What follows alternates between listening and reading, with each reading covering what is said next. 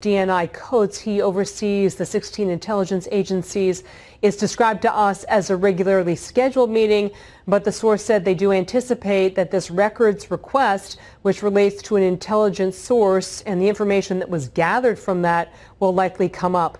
In the meantime, as you mentioned, the Justice Department has really wasted almost no time announcing the expansion of this internal investigation into government surveillance during the presidential election. The new line of inquiry will consider whether there was any impropriety or political motivation and how the FBI obtained surveillance warrants or used informants to collect intelligence. In a statement released late on Sunday, the Deputy Attorney General Rod Rosenstein said if anyone did infiltrate or surveil participants in a presidential campaign for inappropriate purposes, we need to know about it and take appropriate action.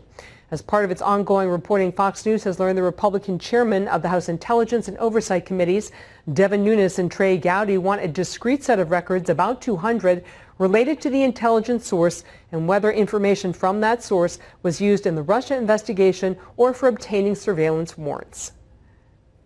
Well, I can tell you that nobody was ever interested in an informant.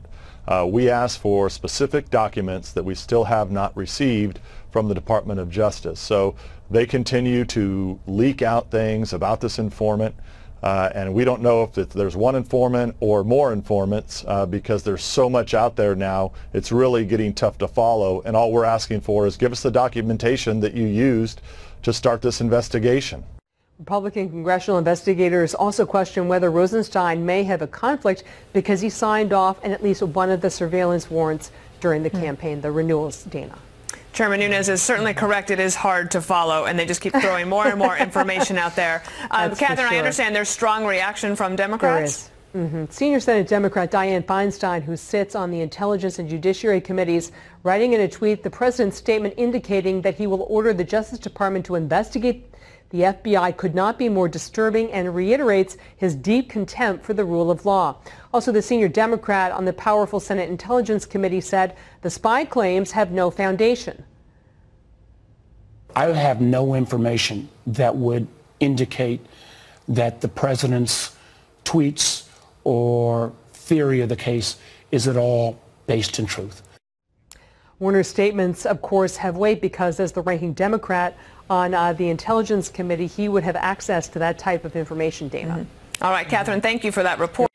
Is an FBI agent allowed to have a political opinion? Yes.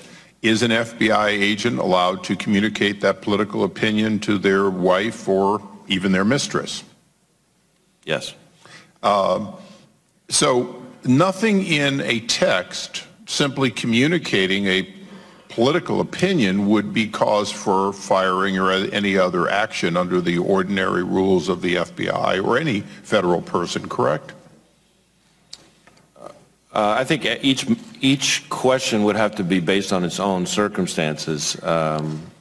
Certainly, I can imagine situations, as you're describing, where it wouldn't be, and I can imagine situations where it might be. Well, so that brings us to a situation now in which an individual is key to the question of whether or not there should be a full de novo review of the FBI's actions as to Hillary Clinton and the decision not to prosecute her, since he was actively involved in that. So my question to you is, since it's clear that whatever Peter Strzok did was sufficient to have him relieved, something that in the ordinary course of simply communicating a political opinion would not cause that, and would be inappropriate to relieve somebody simply for having a political opinion, will you make available to this committee, upon the chairman's obvious request, the ability to see any or all of those 10,000 texts sufficient to understand why this individual was dismissed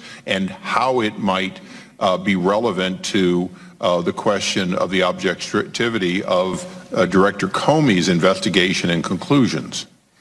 Well, there's a couple parts to your question, if I might.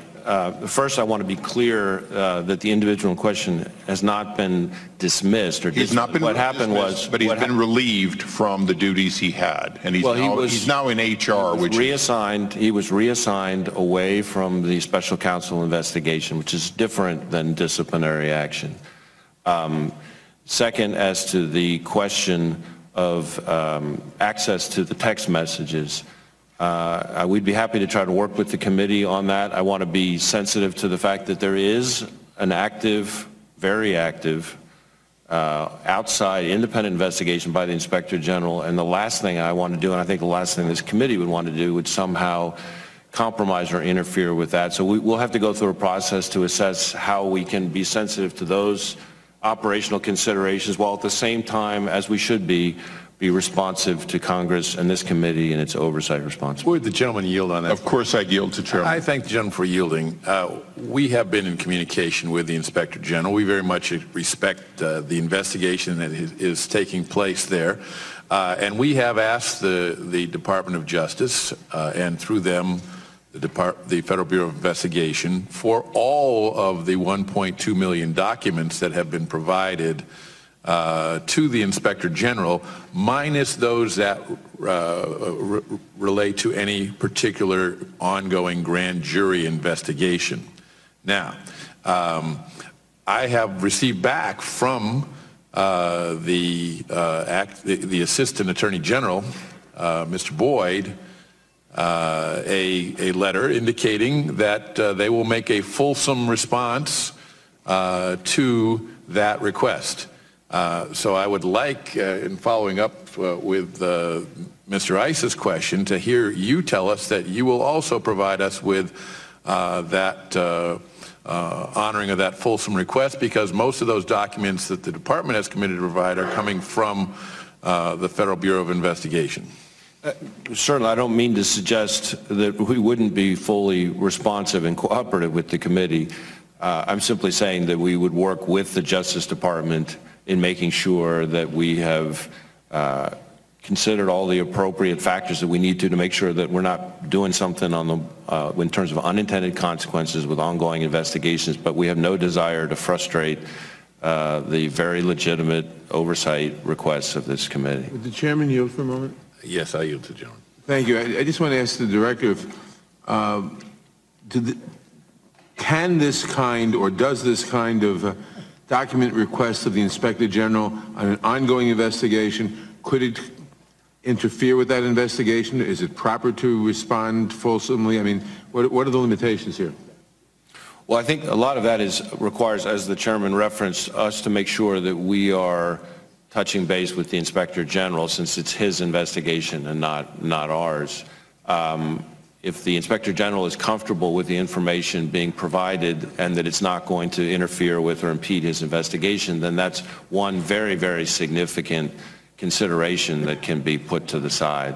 So I can commit that our staff will work with the Justice Department staff and your staff to make sure that we're doing everything we possibly can to be responsive, while at the same time making sure that we're not in some way jeopardizing or compromising an ongoing investigation or revealing something about a grand jury matter or anything like that. We asked for it minus grand jury material. Obviously, it takes some time to do that. Mr. Boyd committed to a date of January 15, and he's going to require your cooperation. So we want to have your assurance that that cooperation in meeting that date will be forthcoming. We intend to follow up with further letters on clarifying this, but it's very important that we have this information very quickly. The Inspector General is completely cooperative with us in his investigation, but they're not his documents. They are the FBI and the Department of Justice documents, so the request is not directed at him, it's directed to the department, and we need to have full response. We intend to be fully cooperative with both this committee and the Inspector General.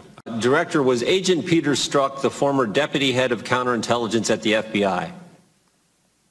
I don't remember his exact title, but I believe that's correct. And he's the same Peter Strzok who was a key player in the Clinton investigation, the same Peter Strzok who interviewed Cheryl Mills, Huma Abedin, participated in the Clinton, Secretary Clinton's interview. And he's also the same Peter Strzok who now we know changed Director Comey's exoneration letter, changed the term gross negligence, which is a crime, to extreme carelessness. Is that the same guy? Well, Congressman, I don't know every step that the individual you mentioned was involved in, but certainly I know that he was heavily involved in the Clinton email investigation. Thank you. And is this the same Peter Strzok who helped was a key player in the Russian investigation, and the same Peter Strzok who was put on Mueller's team, Special Counsel Bob Mueller's team? I certainly know that he was working on the special counsel's investigation. Whether or not he would be characterized as a key player on that investigation, that's really not for me to say. And the same Peter Strzok that we learned this past weekend was removed from the special counsel team because he exchanged text messages with a colleague at the FBI that displayed a pro-Clinton bias. Is that accurate? Yes. Talk about the same guy. Okay. Yes. Well, here's what I'm not getting. Peter Strzok is selected to be on Mueller's team after all this history, put on Mueller's team, and then he's removed for some pro-Clinton text messages. I mean, there are all kinds of people on Mueller's team who are pro-Clinton. There's been all kinds of stories. PolitiFact reported 96% of the top lawyers' contributions went to Clinton or Obama. But Peter Strzok, the guy who ran the Clinton investigation, interviewed Mills, Abedin, interviewed Secretary Clinton, changed gross negligence a crime to the term extreme carelessness, who ran the Russian investigation, who interviewed Mike Flynn, gets put on Mueller's team, and then he gets kicked off for a text message that's anti-Trump. If you kicked everybody off Mueller's team who was anti-Trump, I don't think there'd be anybody left. So there's got to be something more here. It can't just be some text messages that show a pro-Clinton, anti-Trump bias. There's got to be something more. And I'm trying to figure out what it is. But my hunch is it has something to do with the dossier. Director, did Peter Strzok help produce and present the application to the FISA court to secure a warrant to spy on Americans associated with the Trump campaign? Congressman, I'm not prepared to discuss anything about a FISA process in this setting. We're not talking about what happened in the court. We're talking about what the FBI took to the court, the application. Did Peter Strzok, was he involved in taking that to the court? I'm not going to discuss in this setting anything to do with the FISA court applications. Well, let's remember a couple things, Director. And I know you know this. We've all been made aware of this in the last few weeks. Let's remember a couple things about the dossier. The Democrat National Committee and the Clinton campaign, which we now know were one and the same, paid the law firm who paid Fusion GPS, who paid Christopher Steele, who then paid Russians to put together a report that we call a dossier full of all kinds of fake news, National Enquirer garbage. And it's been reported that this dossier was all dressed up by the FBI, taken to the FISA court, and presented as a legitimate intelligence document, that it became the basis for granting a warrant to spy on Americans. And I'm wondering if that actually took place. It sure looks like it did. And the easiest way to clear it up is for you guys to tell us what was in that application and who took it there. Congressman, our staffs have been having extensive interaction with both intelligence committees on our interaction with the FISA court, and I think that's the appropriate setting for those questions. Here's what I think, Director Wray. I think Peter Strzok, head of counterintelligence at the FBI, Peter Strzok, the guy who ran the Clinton investigation, did all the interviews, Peter Strzok, the guy who was running the Russian investigation at the FBI, Peter Strzok, Mr. Super Agent at the FBI, I think he's the guy who took the application to the FISA court. And if that happened, I mean, think if this happened, if you had the FBI working with a campaign, the Democrats' campaign, taking opposition research, dressing it all up and turning it into an intelligence document and taking it to the FISA court so they could spy on the other campaign, if that happened, that is as wrong as it gets. And you know what? Maybe I'm wrong. You could clear it all up. You could clear it all up for all of us here, all the Congress who wants to know, and frankly, all of America who wants to know. You could clear it all up by release. We sent you a letter 2 days ago. Just release the application. Tell us what was in it. Tell us if I'm wrong.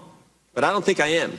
I think that's exactly what happened. And if it did, it is as wrong as it can be. And people who did that need to be held accountable.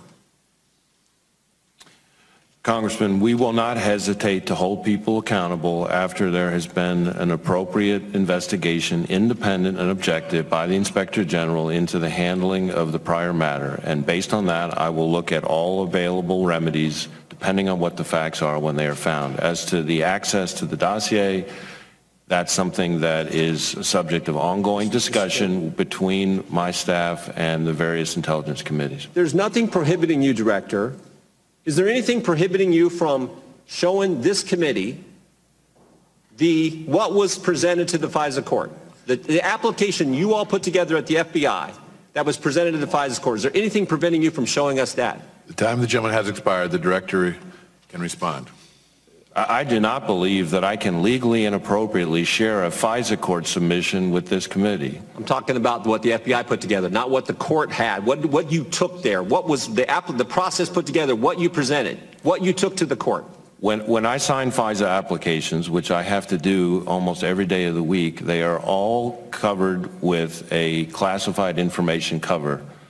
So that's part of why we would not be discussing it here. Is it likely that Peter Strzok played a part in the application presented to the FISA court? The gentleman's time has expired. However, I do want to follow up on your last response to the gentleman. This committee, the House Judiciary Committee, has primary jurisdiction over the Foreign Intelligence Surveillance Court. Yeah. So any request for documents coming to any part of the Congress should include the House Judiciary Committee, and if it is classified in any way, shape, or form, it can be provided to us in a classified setting. But that is information that we are very much interested in, Mr. Chairman, very much want to receive. Just a question to the Chairman. Yeah, I don't think there's anything prohibiting the FBI from giving us what they used to put together what was taken to the FISA court. That's what we're asking for, and there is nothing prohibiting him from doing that. I don't think there is either. The time of the gentleman has expired, however. You care to respond to that, Director Wray? No, I think I've covered it. People to admit to things they didn't do. And Greg, before we let you go, Bruce Orr is set to testify before Congress tomorrow. What should we expect? I think things will turn out very badly for Bruce Orr, Nellie Orr, his wife, and Glenn Simpson, the founder of Fusion GPS. These are the main players in the plot to use this fictitious Christopher Steele dossier that was used to investigate Trump and spy on the campaign. And I have 63 pages of Bruce Orr's communications with Christopher Steele, and they are damning evidence of an illicit plot to break FBI and DOJ regulations and likely the law along the way. So he'll be questioned about all of his nefarious activities with Christopher Steele, who was his covert source. And of course, a lot of this is in Greg's book, The Russia Hoax, huge bestseller. If you still haven't really been able to get your mind wrapped around just how perverse this special counsel investigation was from the beginning and became over time, and you have to read Greg's book. It is fantastic. Greg Jarrett, Fox News legal analyst. Thank you so much, Greg. We'll see you on TV. We're going to take a break. 855-40-LAURA. We have big news coming up on the NAFTA deal. The New York Times reporting and my sources confirming that this is likely to be announced today, being signed by the outgoing Mexican president with the approval of the incoming Mexican president.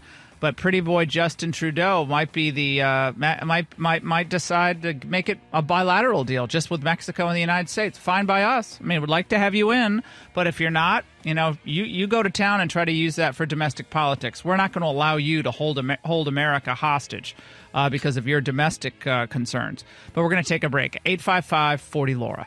But funny thing happened on the way to negativity. Well, turns out that practicality actually jumped in. And they will be announcing a deal, Mexico and the United States, Canada likely not to be part of it, at least for now. And this is historic. It is amazing. It's another reason why NBC's flummoxed today that Trump has a 14%, the Republicans have a 14% advantage over Democrats in handling the economy, have not seen a number that disparate for the Democrats and Republicans in some time. I think people see Trump's approach to the economy works. His experts are better than their experts. We'll get into a lot of that coming up. And meanwhile, we always get brought back down to earth by the people of our country, not these so-called experts on television or heck on radio or on the internet, but the people of America see that what Trump is doing is working. They might not like his tweets, or they might not like everything he says, or they might think, well, you shouldn't have hung out with these women, Stormy Daniels, etc. But my goodness, this economy is on fire. So it doesn't surprise me that it's 46% approval, which is stable. It doesn't surprise me at all that people aren't affected by the Cohen, by the Manafort. No, they don't care. It's all baked in already. And I think, again, the American people are a lot smarter than the media believe they are. And the media believe they have a lot more influence than they think they actually do. Most people are tuning out these people. Tell me what I need to know. How are we really doing? What's going on with the economy? And here is another interesting note that the folks at MSNBC had to basically admit today about the numbers regarding the handling of the economy. The number one issue is still the economy. It's the economy, stupid. And what are the people saying? Which party would do a better job in handling the economy? A 14-point advantage for the Republicans. We have never seen that big a lead in this question in the polls history. I wonder if that's giving them some hope for what might happen in November. 14-point difference between the Democrats and Republicans in handling the economy. That has to be music to your ears. Fantastic news. Well, what does Ron Insana of CNBC, who is no Trump fan, what does he have to concede? Stock market's at new all-time highs. You know, the S&P 500 is there. We see a host of major averages. He sounds doing sad, well. by the way. Economy is effectively firing on all cylinders. You have an economy that is quite strong domestically, a stock market that's new all-time highs, and so the Republicans and the president are going to get credit for that. Well, if this were Obama's economy, he'd be like, oh, well, look at the stock market. I mean, this is like the Super Bowl for him. He used to have a show on CNBC. He used to come on our show all the time, by the way, before he turned totally left. And I always like Ron Insana. But so if this were under a Democrat, I'd be like, look at this. Happy days are here again. We got the market up all-time high, NASDAQ and the Dow. The market is up a couple hundred points already today. We have consumer confidence at an all-time high. We have small business ownership for African Americans up 400% since Trump's election. Clearly, that's all Obama's doing. None of that is Trump. And yet the experts are moving 10 House races to the Democrats' column. 10 House races. This is before Labor Day. Now, it all really begins after Labor Day. That's when the sprint to the